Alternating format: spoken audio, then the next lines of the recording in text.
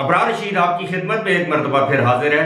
और अगर अभी तक आपने चैनल को सब्सक्राइब नहीं किया तो आपसे दरखास्त है कि चैनल को सब्सक्राइब कर लें और जो नोटिफिकेशन बेल या बेल आइकन है उसको ज़रूर प्रेस करें। और अगर आप मुझे इंस्टाग्राम पर फॉलो करना चाहते हैं तो उसका आईडी आपको स्क्रीन पर नज़र आ रहा है। आपका बहुत बहुत शुक्रिया। मैं आपको आज बताने की कोशिश करूँगा एदाद व शुमार की रोशनी में कि पाकिस्तान को बाज़ ममालिक ने अब तक रेड लिस्ट में क्यों रखा हुआ है, या जिसको हम रिस्ट्रिक्टेड कंट्रीज की लिस्ट कहते हैं उसमें अभी तक पाकिस्तान क्यों शामिल है। बावजूद इसके कि हुकूमत पाकिस्तान के एदाद व शुमार हमें बताते हैं कि पाकिस्तान में कोविड-19 की सूरत हाल वैसी नहीं है जैसा कि दुनिया समझ रही है, लेकिन इसके बावजूद रेड लिस्ट में हम शामिल हैं। ख़ासतौर पर सऊदी अरब, यूएई, बहरीन, कुवैत, ओमान, इसके अलावा बरतानिया, ये सारे अहम ममालिक हैं जहाँ पर बहुत ज़्यादा तादाद में पाकिस्तानी बसते हैं और इस रेड लिस्ट में इंक्लूजन के बायस उनको काफ़ी ज़्यादा दुश्वारियों का सामना है। अब गुज़श्ता 24 घंटों के दौरान जो पाकिस्तान में कोरोना वायरस के केसेस रिपोर्ट हुए सरकारी सतह पर, उनकी तादाद है 3239, 70 अमवात हुई 70, और पॉजिटिविटी रेट रहा 6.23, जबकि इस वक्त तकरीबन 89,700 के करीब अफराद एक्टिव केसेस हैं। अभी भी पूरे मुल्क में कोरोना वायरस के 89,700 या 800 के करीब केसेस हैं।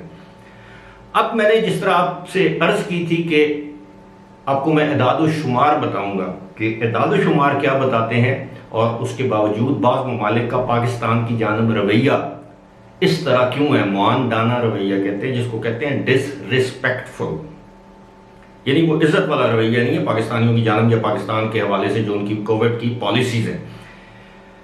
अब अभी तक हुकूमत पाकिस्तान के मुताबिक 22 करोड़ के मुल्क, 22 करोड़ से थोड़ी ज़्यादा आबादी है, लेकिन उस मुल्क में हुकूमत के एदाद शुमार के मुताबिक 4 करोड़ और 40 लाख के करीब अफराद को वैक्सीन जो है वो लगाई जा चुकी है, यानी कम से कम एक डोज वैक्सीन की लगाई जा चुकी है। ये एदाद शुमार मेरे पास हैं। अब जाहिर है ज़बानी ये सारी चीज़ें याद नहीं रहती।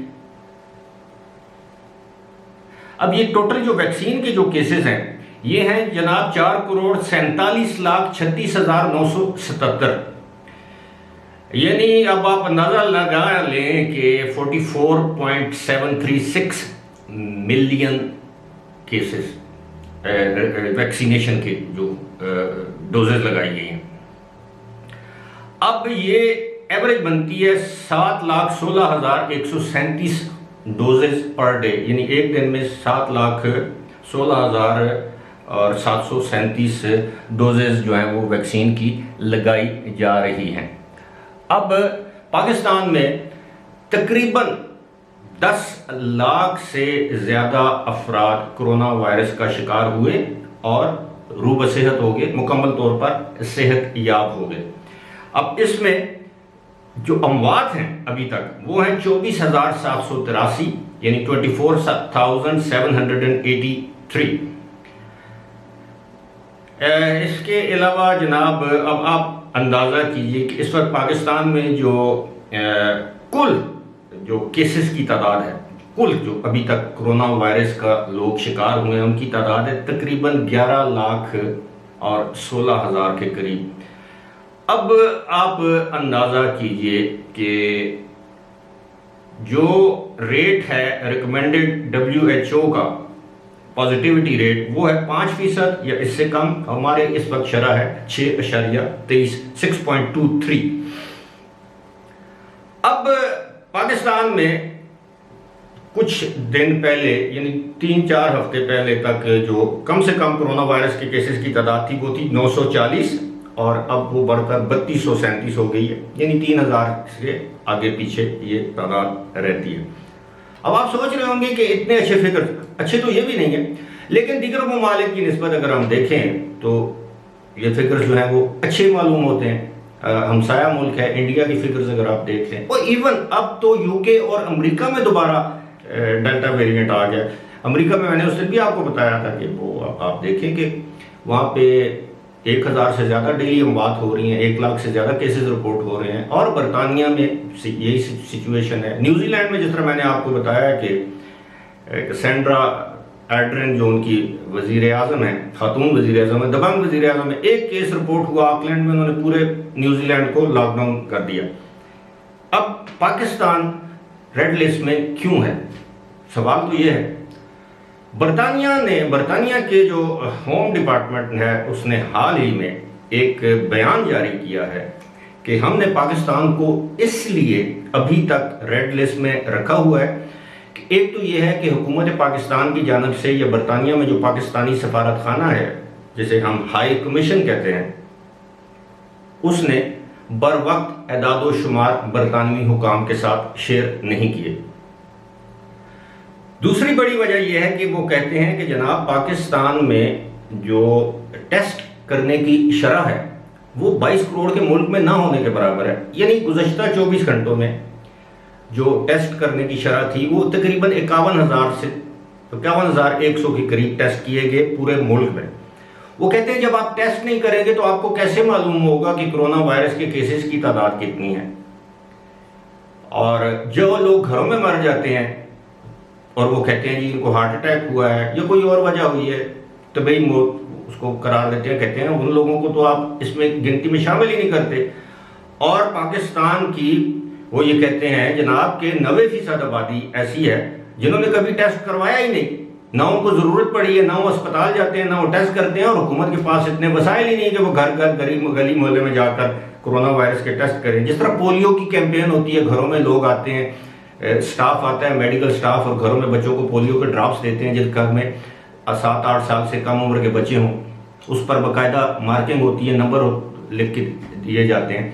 इस तरह की तो टेस्टिंग कैंपेन पाकिस्तान में है ही नहीं।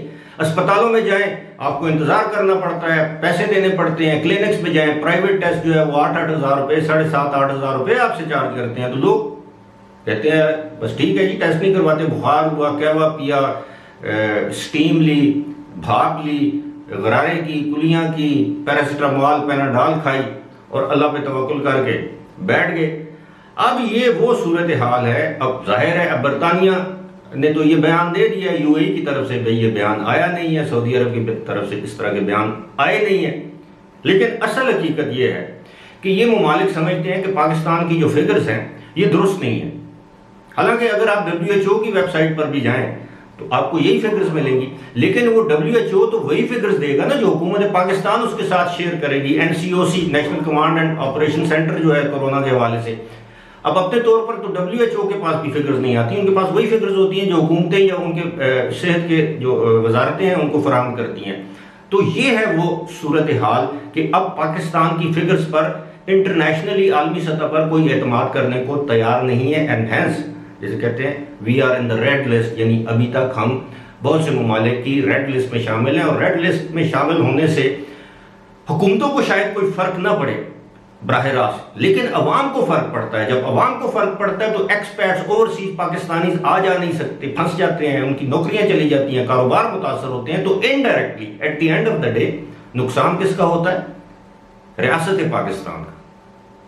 उम्मीद है हुकूमत पाकिस्तान इस मामले को संजीदगी से लेगी और मुतलका इदारों को या मुतलका ममालिक को दुरुस्त मालूमात, दुरुस्त एदाद शुमार, दुरुस्त डेटा फराहम करेगी ताकि पाकिस्तानी जिस मुश्किल से दो चार हैं, जिस कर्ब से दो चार हैं, उनकी ये मुश्किलात और कर्ब जल्द अज जल्द ख़त्म और दूर हो सके। फिलहाल इसी के साथ मुझे दीजिए इजाज़त।